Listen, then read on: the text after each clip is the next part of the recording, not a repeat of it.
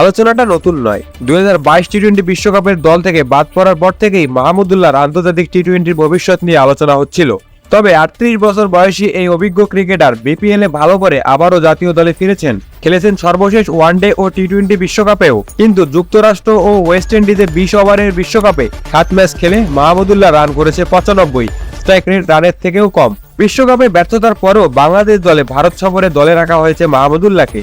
এই সিরিজ দিয়ে বাংলাদেশ দল 2026 বিশ্বকাপের প্রস্তুতি শুরু করতে যাচ্ছে, যার আয়োজক ভারত। কিন্তু মাহমুদুল্লাহ আরো 2 বছর পর আরো একটি টি-20 বিশ্বকাপ খেলতে পারবেন কি?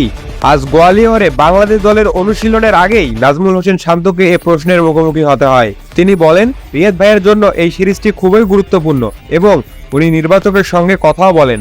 সুতরাং এ বিষয়ে আমি খুব একটা পরিষ্কার নই। ভারত সিরিজটা বাংলাদেশের জন্য নতুন শুরুও হতে যাচ্ছে।